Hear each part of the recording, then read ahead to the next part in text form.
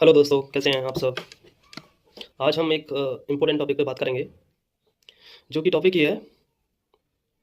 Doctor Bhimrao Ambedkar जब उन्होंने बौद्ध धर्म अपनाया था, तो उन्होंने 22 प्रतिज्ञाएं ली थी। और में से कुछ प्रतिज्ञाएं ऐसी थी। उन्होंने कहा था कि हम ब्रह्मा को नहीं मानेंगे, हम विष्णु को नहीं मानेंगे, हम ब्रह्मा विष्णु महेश को नहीं मानेंगे। मतलब जितने भी सारे के सारे भगवान हैं जो हिंदू धर्म का पार्ट है, हम उनको नहीं मानेंगे। तो ये सारी चीज़ें उन्होंने ऐसा क्यों बोला था, इसके लिए आपको एक चीज़ समझनी होगी, इसके पीछे रीजन क्या था। इसके लिए हम पास में जाएंगे। कुछ चीज़ें ऐसी हैं, जैसे कि आप स्टार्टिंग से जाएं। आपने कभी सुना है जातक जातक स्टोरी, जातक कहानी? नहीं सुना होगा तो मैं बताता हूँ। जातक स्टोरी वो है जिसमें भगवान बुद्ध ने जो भी कह सकते हैं कि जिस भारतीय महाद्वीप में, उपमहाद्वीप में जितने भी धार्मिक बिलीफ थे, मतलब उस उनके समय या उनसे पहले जितने भी थे। और कुछ चीज़ें ऐसी भी हैं कि जो अपनी शिक्षाओं को बताने के लिए तो अपनी तरफ से वो स्टोरी बनाते थे, जिन्हें हम फिक्शनल स्टोरीज कहते हैं। तो जातक स्टोरीज कुछ फिक्शनल है, कुछ कंटिनेंटल रिलीजियस बिलीफ है। मतलब इस भारतीय उपमहाद्वीप के जितना भी रिलीजियस वो था, वो सारी चीज़ें थी। तो ये सारी चीज़ें स्टोरीज कंपाइल की गई जातक जातक स्टोरीज में। बट इनका ये छोटी छोटी थी, ये ऑर्गेनाइज नहीं थे। भारतीय उपमहाद्वीप 16 गणराज्यों में, और छोटे छोटे छोटे 16 महाजनपद थे, जिसमें छोटे छोटे गणराज्य थे और राजतंत्र थे, बहुत सारे थे, बटा हुआ था। तो पहली पहली बार मौर्य साम्राज्य में सबसे पहले यूनाइट हुआ। तो उसमें क्या था, सबसे ज़्यादा जो धर्म उभरा था वो बुद्धिज्म था। उससे पहले तो मतलब करीब 64 सेक्ट्स थी, संप्रदाय थी भारत में। एक तो मान लो आप जो है वैदिक रिलीजन, उनका वैदिक सिस्टम था। चारवाक संप्रदाय थी, आजीविका संप्रदाय थी, जैन धर्म था, बौद्ध धर्म था। जैन धर्म और बौद्ध धर्म बहुत पुराने थे, ये दोनों काफ़ी पुराने हैं। क्योंकि जैन धर्म में 24 तीर्थंकर हैं, बौद्ध धर्म में 28 बुद्ध बुद्ध हुए हैं। तो आपको ये बात समझनी पड़ेगी। इसमें डॉक्टर भीमराव अम्बेडकर ने ये सारी चीज़ें इस वजह से नहीं स्वीकारी, क्योंकि कुछ स्कॉलर्स जो हैं ये कहते हैं कि जातक स्टोरीज़ हैं जो फिक्शनल है। भगवान बुद्ध ने ये सारी चीज़ें बताने के लिए, शिक्षाओं को उपदेश देने के लिए वो बताई हैं, जबकि इन लोगों ने, ब्राह्मण लोगों ने ये कहानियाँ गढ़ गढ़ के भगवान बना लिए हैं। हाँ, एक बात मैं ज़रूर कहूँगा, जो स्टोरी जातक कहानी है वो टोटली डिफरेंट, जो जातक कहानी है टोटली डिफरेंट है। जो आज की टाइम पे जो जो हिंदू गॉड हैं, इनसे जो कहानियाँ जुड़ी हैं वो टोटली डिफरेंट है। वो एज अ पार्ट बना दी गई हैं, जो डिवाइन पावर। और मेजर कारण ये भी है कि उन्होंने जो जो देवी देवता बनाए हैं, डेटी एंड गॉड्स बनाए हैं, जो ब्राह्मणिकल सिस्टम है, वो एज अ डिवाइन दिखाया गया है। और दूसरी चीज़ ये है कि हम ये भी नहीं कह सकते कि डॉक्टर भीमराव अम्बेडकर ने इन सब चीज़ों को डिस्कार्ड किया, या फिर धार्मिक मतलब कहते हैं ना, एक विद्वेष की भावना थी। ऐसा कुछ नहीं है, ये गलत है।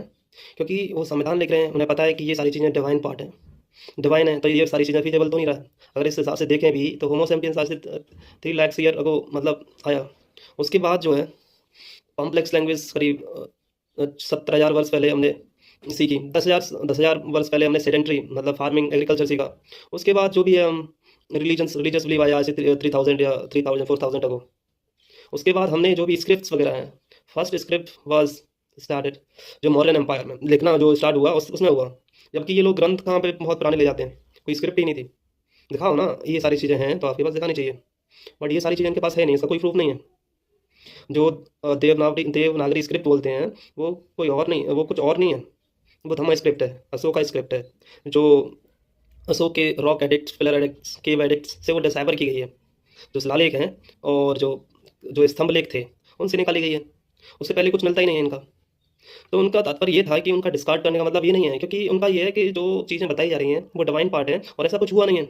आप कहाँ पे ये सारी चीज़ें, अगर फीजेबल हुआ है चलो मान भी लें, जैसे कि हम बात करते हैं कृष्णा एंड लॉर्ड रामा, तो ये चीज़ें देखो हो सकती हैं। बट जिस तरीके से स्टोरी बताई जाती है ये गलत है, माइथोलॉजी है ये सारी चीज़ें। ये कभी घटना घटित ही नहीं हुई यहाँ पे, जिस चीज़ की बात की जा रही है। और ये भी दावे ठोके जाते हैं कि रामायण बहुत ये सब लिखे गए, और ये द्वापर युग, सतयुग, त्रेता युग, ये सारी चीज़ें, ये सब माइथोलॉजी हैं।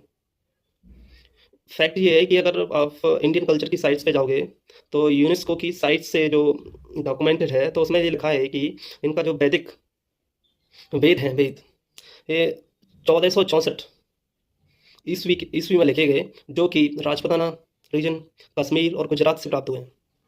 तो ये सारी चीज़ें वो उन्होंने इस बात से डिस्कार्ड नहीं की कि उन्होंने या फिर कोई विद्वेष की भावना हो, ये सारी चीज़ें। एक तो ये है कि इसमें कुछ फिक्शनल है, और रियलिटी में इसमें कुछ पार्ट जो है फिक्शनल है। स्टोरी तो टोटली फिक्शनल है, ऐसे कुछ भी नहीं हुआ है जिन लोगों ने जैसा डिवाइन बनाया है, ऐसा कुछ है सब, क्योंकि माइथोलॉजी है। बट हाँ, स्टोरी कुछ हो सकती है, सही है। जैसे कि हम बात करें दशरथ जातक में, बुद्ध ने कहा है कि एक राजा था जिसके पुत्र थे, एक तो राम और उसकी बहन थी सीता। और वो जो स्टोरी है वो जस्ट वहीं तक जाती है, जो वनवास तक। उसके बाद वो घर आते हैं, उनका राज्य अभिषेक होता है। उसके बाद जैसे रावण जैसी स्टोरी, ये सारी चीज़ें नहीं है। और भी कहानियाँ हैं, गट जातक हुई, कृष्ण जातक हुई, ये सारी चीज़ें हैं। तो इनमें सारी चीज़ें बात की गई हैं, बट जो चीज़ें हैं दिखाई जाती हैं वो सारी चीज़ें नहीं हैं।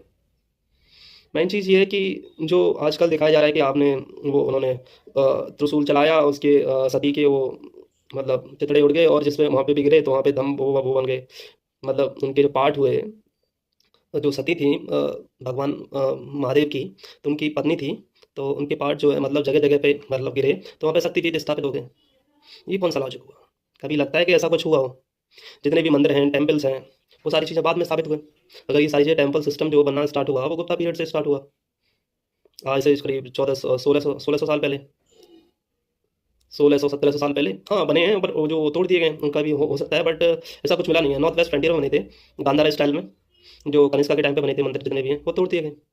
जो इन्वेजन हुए भारत में वो तोड़ दिए गए, बट जो बाद में जो है साउथ इंडिया में बने हैं, वो लेटर ऑन बने हैं, क्योंकि उस साउथ इंडिया का अर्बनाइजेशन और डेक्कन रीजन का जो मराठा रीजन है, उसका अर्बनाइजेशन ही बाद में हुआ था। तो जितने भी मंदिर है तो वहाँ पे बचे हुए हैं, इंटैक्ट रहे हैं। बाकी जो नॉर्थ इंडिया से है वो सारे तोड़ दिए गए हैं, बचा ही नहीं है। हालांकि मंदिर बहुत पुराने हैं, काफ़ी मंदिर पुराने हैं, बट ऐसा नहीं है स्टोरी जो ये लोग बात करते हैं कहाँ पे सारी चीज़ें। हाँ, ये हो सकता है कि स्टोरी, ये करेक्टर है वो सही हो, बट ये स्टोरी मैथोलॉजी है, टोटली फेक है।